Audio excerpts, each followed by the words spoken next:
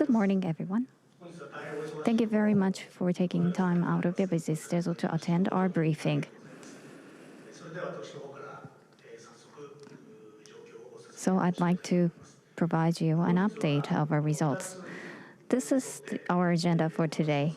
There are mainly two items to discuss. First is the summary results for the first half, and second is the progress on the MTP strategies considering COVID-19 and structural reform status. First, I'd like to report you on the summary of financial results for the first half as well as a forecast for the full year. So this is taken out from the financial results to highlight the first half results. There is a gradual recovery for the international markets, but food service sales went down compared to last year. The sales for home use products, on the other hand, rose because of the increased home cooking and dining opportunities at home.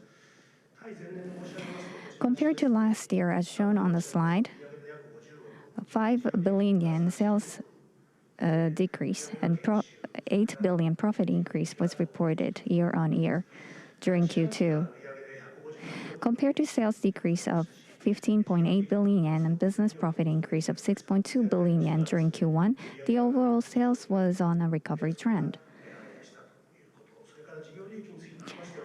As for the business profit, which rose significantly, if you look at the breakdown of business profit, the situation differed from Q1, which included GP reduction due to sales decline, GP ratio fluctuations because of improved cost spending.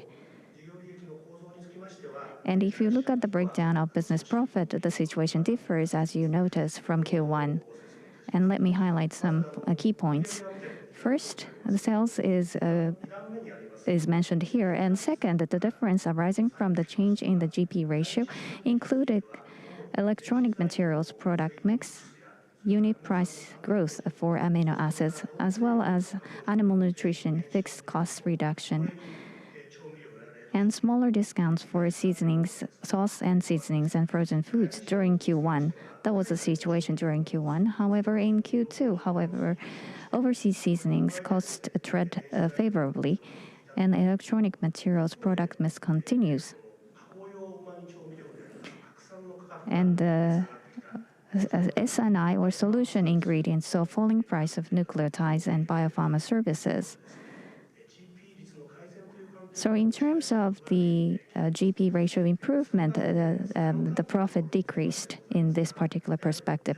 Third, SGA expenses, about 60% came from the advertisement and sales promotion expense. So the situation is quite similar to Q1. Compared to Q1, however, during the restriction phase, we weren't unable to execute large-scale promotion plans or activities. However, during Q2, we have made preparations, but measures need to be implemented in the second half rather than the first half. That's the situation. Next slide, please. So let me summarize our year-to-date results for the first half. As you can see, all businesses excluding specialty chemicals saw decreased sales because of COVID, and which is posing us a challenge. However, business profit significantly rose thanks to GP increase through improved product mix as well as smaller marketing expense. Next slide, please. Going forward, I'd like to touch upon the focus for the full year going ahead. As you can see in this diagram or table, direct impacts of COVID-19 are reflected in this chart.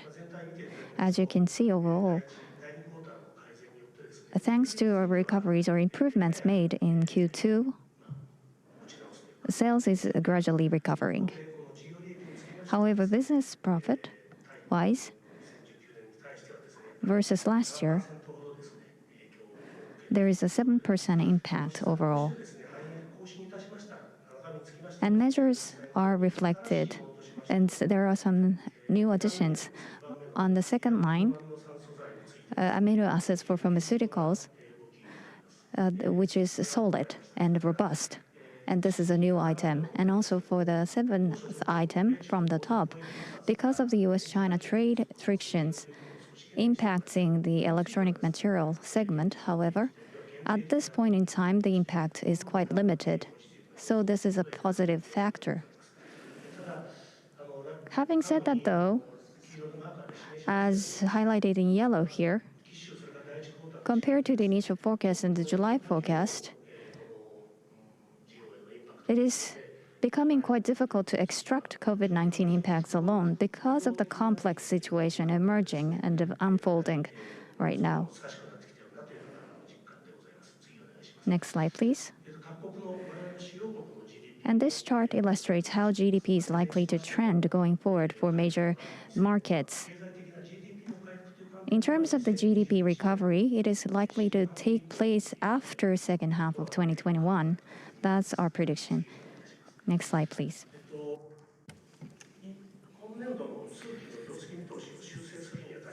In revising the full year forecast for this fiscal year, we are looking at the quarterly the results for the first quarter and the second quarter, and the forecast for the third quarter and the fourth quarter, and we have the revenue and the business profit for the second half.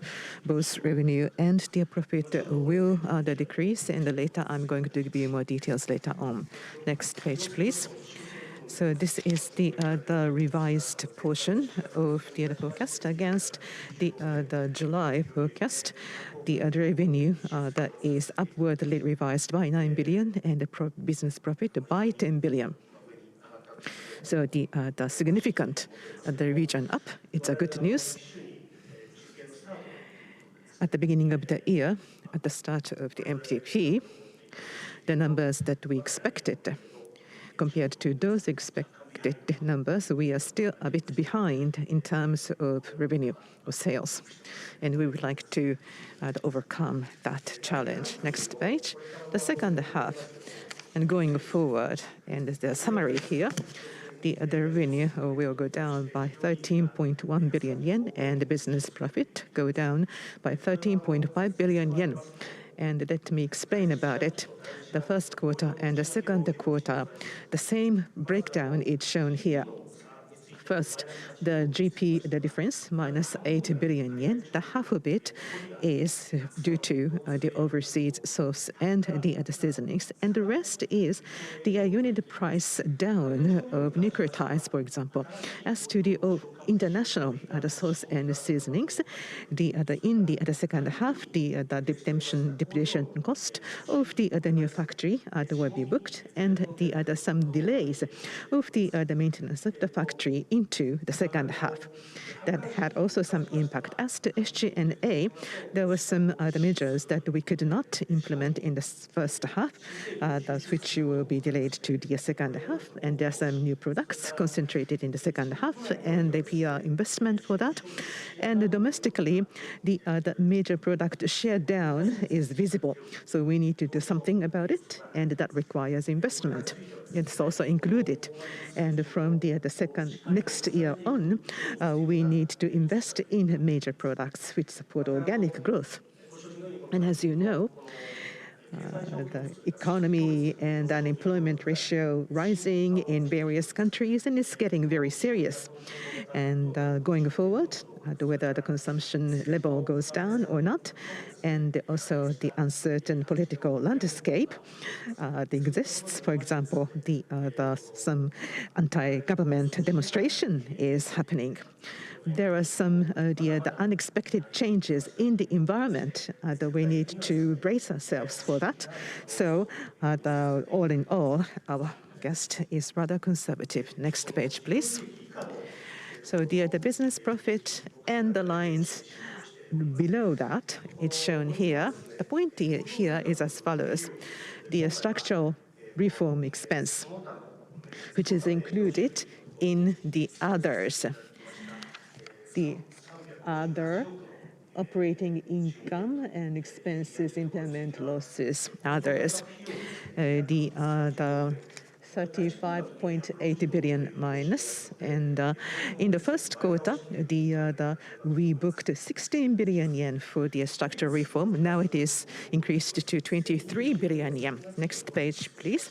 So the topics of the forecasts, the specialty chemicals, we revised up the sales by 5 billion and the business profit by 3.3 billion. And we are now living in new normal with COVID-19. And the PC demand had been on the decline, but now it is turning up. And with the advent of 5G, along with that, the demands for data center servers and other the telecommunication-related demands are in a rapid increase, which is reflected in those numbers. So, as to corporate operational transformation, in April, the Ajinomoto and Accenture formed the joint venture so that the unconsolidated corporate function, part of it is transferred to this the joint venture. Please look at the graph, and this is the common expenses. The 36.7 billion yen for FY19, and 3.7 billion yen was added for systems, but for the payment basis is 33 billion. So there's some other improvement here. On the right-hand side, we have the repositioning of corporate staffing, so we could increase expenses here, and the leverage partners' expertise and know-how. It's not just a simple consultation, but now we have the JP with Accenture, and we can sophisticate our the business, and we are getting some positive elements from the staffing as well. Going forward, as future development, we are going to expand the target corporations and roll out within the group in Japan. And for 2022, the corporate expense will be 2.5% or so.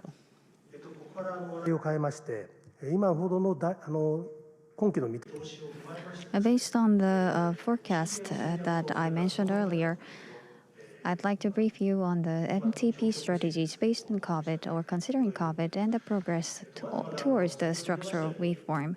As I mentioned earlier, during the pandemic, there is a lot of unpredictability lies ahead.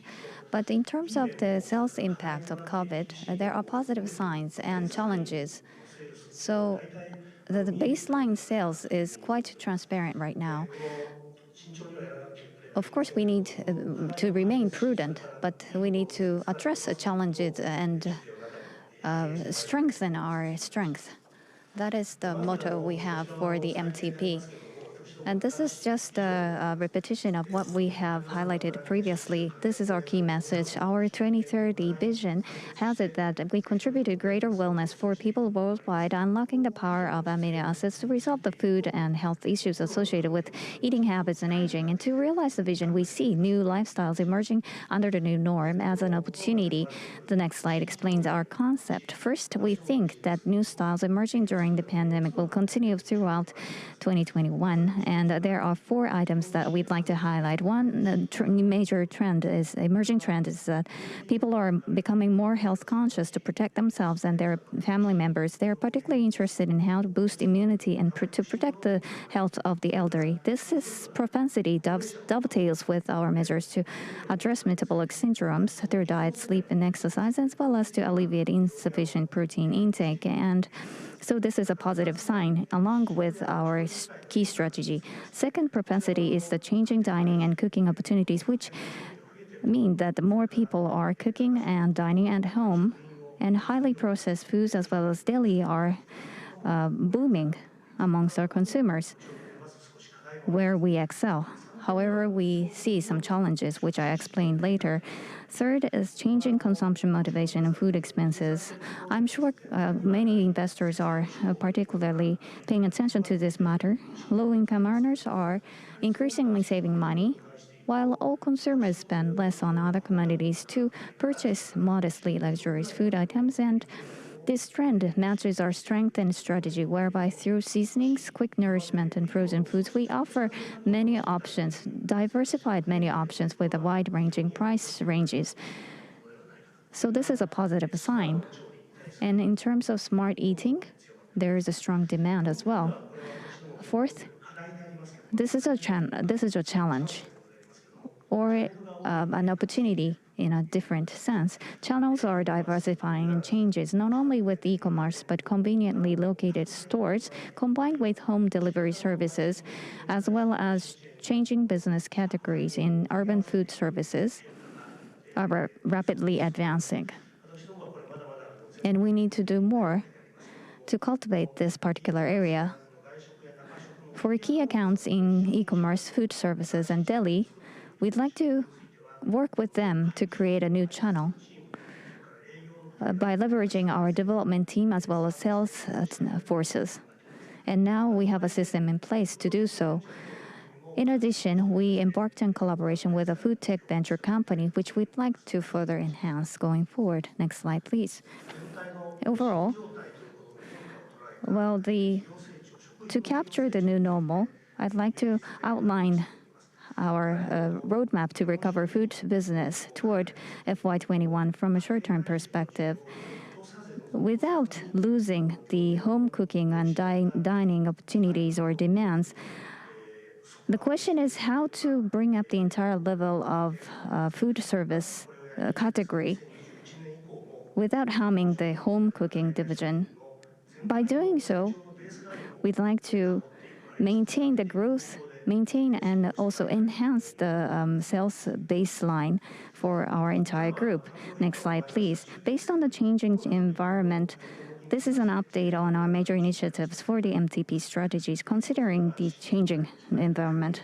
First is the efforts to see the new normal as an opportunity and threat. Second, vision to drive unit price growth through health and nutrition strategy. And third, the current status of structural reform.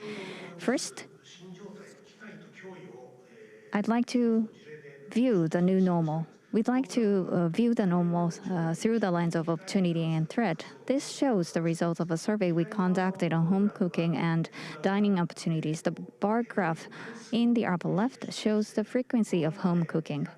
About 50% of the respondents say that they cook more at home during the pandemic. The graph in the lower left shows their intent in future for home cooking. About 70% of those surveyed were content with the current frequency. Together with those who intend to cook more at home, about 80% regard home cooking as their new lifestyle. This poses an opportunity for us. On the other hand, nearly 20% want to cook less at home, as you can see in the same graph, because they see home cooking as an increased burden to them. So this poses us a threat and challenge. In the upper right, about 30% eat nutrition-conscious meals. The graph in the lower right indicates more than 30% intend to eat nutritious meals more, providing us a great opportunity. Next slide, please. So against this opportunity and threat posed by the new normal, both in Japan and overseas, and sauce and seasonings as well as frozen foods,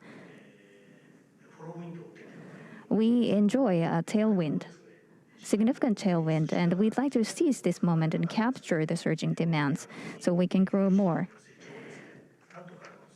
and maintain our strong growth going forward. And under the healthcare and others, amino acids for pharmaceuticals demands, as well as personal care ingredients.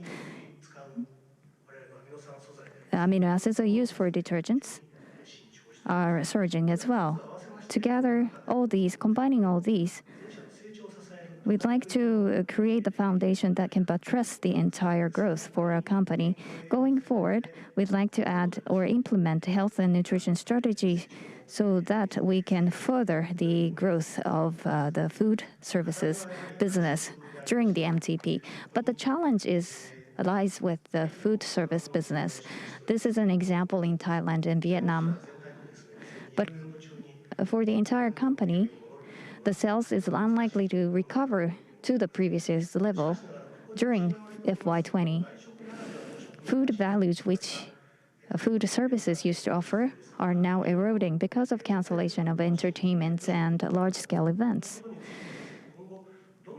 So we are considering what channels can alternately be deployed to deliver similar values, and this is our challenge. Through trial and error, we are exploring ways to do so. For example, home delivery is now on the rise in food service industry, but many challenges lie ahead. For example, how to deal with the delivery costs and quality issues.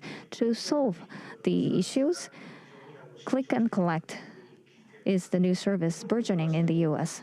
Similarly, in Japan, taking advantage of their convenient locations, retail stores and restaurants are offering similar services in Japan as well.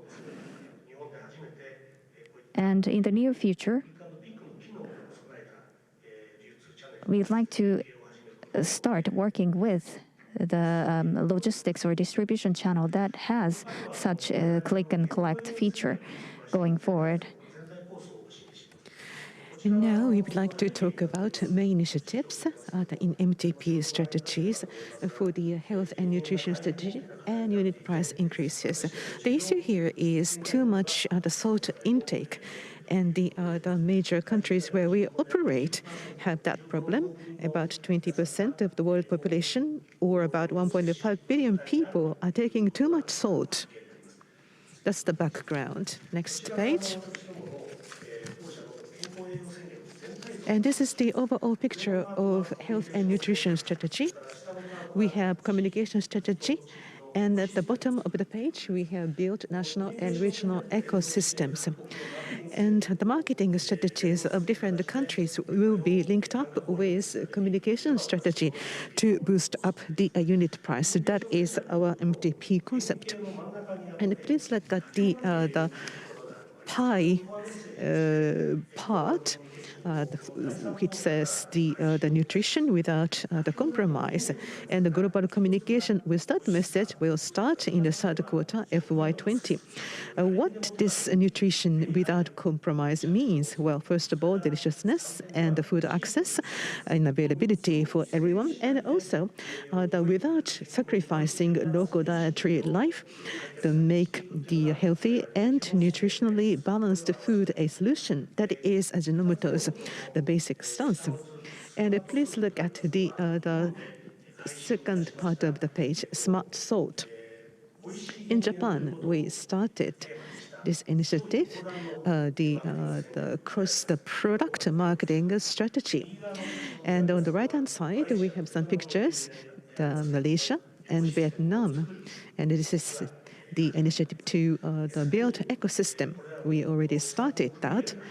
And with these measures included, the integrated strategy has already started in ASEAN affiliates and Brazil in FY20. Next page. So now I would like to talk about PR activities to support these health and nutrition strategies. On the left-hand side, we have the nutrition without compromise. So with that concept, the Ajinomoto promotes the delicious reduced salt food and also the protein intake to avoid malnutrition for aged people. And we will contribute to the extension of lifespan of 1 billion people in the world in 2030. And we targeting at the Tokyo Nutrition for Growth Summit 2021 to be held in December next year. We are sending lots of messages at the various international forums. FY20, we participated at UN Food System Summit or CGF and other international conference arenas. And we are also tying up with GAIN and other global initiatives. Through such activities, for our nutrition strategy. Some European media is taking up our initiatives. And one of the contents there is bottom left, namely the Ajinomoto Group Nutrition Profiling System. In April, we made an announcement as follows: to express the value of nutrition included in each product. And in Europe, lots of discussions are already going on. But in Japan, it is rather rare to develop products including such nutrition index is very rare. In Japan, it's not only about single product, but in the going forward, we would like to extend it to menu, the specific approach as well, so that we can give more benefits to the users. It's a very unique part of Ajinomoto, and the media and experts outside are paying lots of attention to it. So now I'd like to talk about the progress on the structural reform, starting with animal nutrition business. As you can see here, on October 1st, we have integrated the AANA to Ajinomoto Health and Nutrition, or AHN, which is basically food business for processing and restaurant. And the redundant corporate functions have been integrated to improve earnings. And going forward, AHN and this AANA have the factory sites in the same area. So the production area that can be converted to the amino acids with multiple applications. And so we are going to continue such reorganization. And the details will be announced at the beginning of the next fiscal year. And at the bottom of the page, we resumed the negotiations in Europe for divestiture and tie-up of animal nutrition business. After some delay, we could resume it. And at this moment, we believe that we can reduce our asset as planned. Next page, please. So as to the frozen food reform is in line with the plan. It's not a simple asset light, but to work on the commoditized, the Italian or part of Mexican category business, and make a shift to the fast-growing, the Asian category. Please look at the left-hand side graph or the table. For example, we have closed the Fort Worth factory, and we are now making capital. We are going to complete the capital expenditure in the fourth quarter to make a shift to the Asia. And also, please look at the bar graphs on the left-hand side. The blue is the market overall of the frozen the food without the ingredients, and the orange is Asian category. So as you can see, the orange is growing so fast. On the right-hand side, we have our Asian category frozen foods retail sales in 2020 fiscal year. Because of the shortfall of capacity and the COVID-19, we could not grow it as we had expected. So in the fourth quarter of this fiscal year, with the completion of capital expenditure, we would like to make a jump. In the slide, based on the MTP strategies, the asset-light measures is in FY20 is likely to bring additional 20 billion yen than earlier than the initial forecast predicted. Together with the point I mentioned earlier, without excluding the structural reform costs, the progress is going ahead according to the MTP. And we are making steady progress with our structural reform. And this is an update on corporate culture reform under the banner of digital transformation. As I reported earlier in March, Under my direct leadership, there is a specific task force newly set up to lead this initiative. And through the horizontal line representing supervision and the vertical line representing decision-making and execution, we are making a steady progress. As you can see, under the digital transformation, all digital transformation is supervised by the CEO. And the information is shared, CDO, and the information is shared across the entire team. The major components are supply chain management, marketing, and R&D, DMP, data management platform utilization. We are planning specific measures to do so. And also, in order to proceed with this DX initiative, we have identified DX-related issues under the current structure, and a new task force set up to change how we operate business is also making progress. Under the leadership of CXO, Operation Excellence Management System is in place, and also management enhancement management is engagement improvement management is being introduced as well. And ROIC improvement is now incorporated as one of the KPIs, and we are sharing the information across the organization. As you can see on the right, in order to create a new business, under the leadership of CIO, we are exploring ways to externally work with parties outside our entity. And there is progress is made with measures to entrepreneur new businesses and with the CVC establishment to work with a food tech venture company, preceded by investment into 2 venture capital funds. Next slide, please. And let me introduce our task force activity for the company-wide transformation. As part of our company-wide transformation task force, a great opportunity emerged to significantly improve our productivity in the procurement and supply chain areas. In order to further reduce the purchase cost of indirect materials, in order to realize this visual target, we need to first standardize the procurement items and purchase items, and also optimize the diversified and decentralized operation and visualize the governance-related risks to alleviate those risks. So those challenges were revealed throughout this exercise. And as shown, the measures are shown on the right, which will be implemented going forward. And as part of the company-wide transformation, that I touched upon the supply chain management. And this part of the problems are actually common with the supply chain management as well.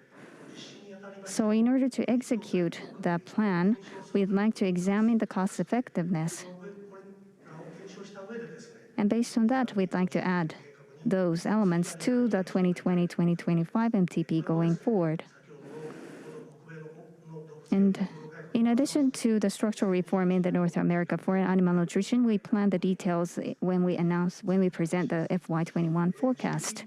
Next slide, please. This shows the expected progress against the structural targets in the MTP during the FY20. One item I'd like to report is the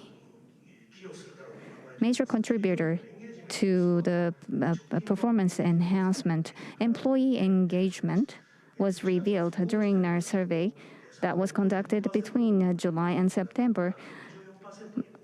The report suggests that 64% of our employees consider themselves contributing to ASV promotion, up 9% from the survey of last year's survey. The page 31 is the priority KPIs by segment, and the next page, page 32,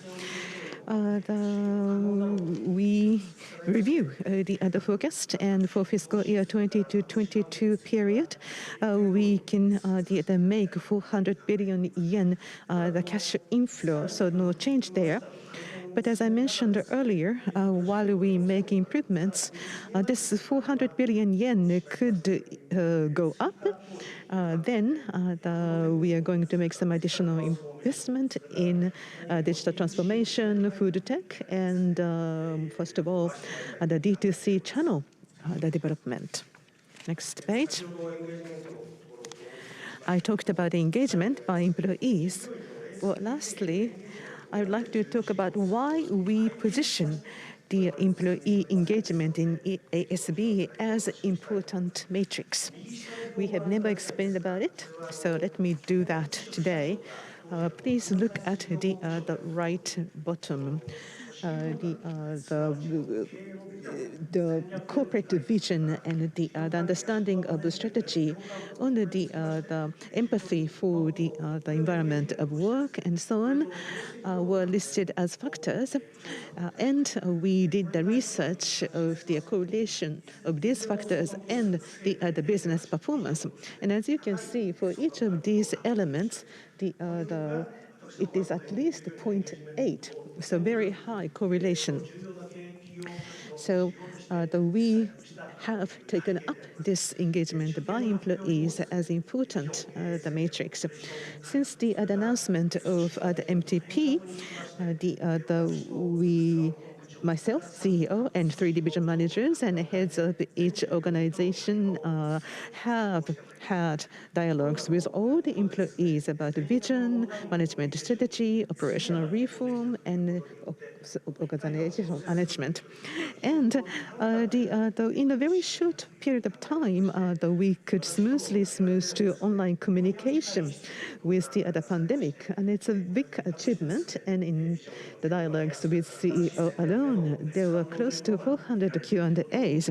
And we can report that the empathy to our vision and the commitment to corporate transformation is on the rise. And lastly, I'd like to give you the following message.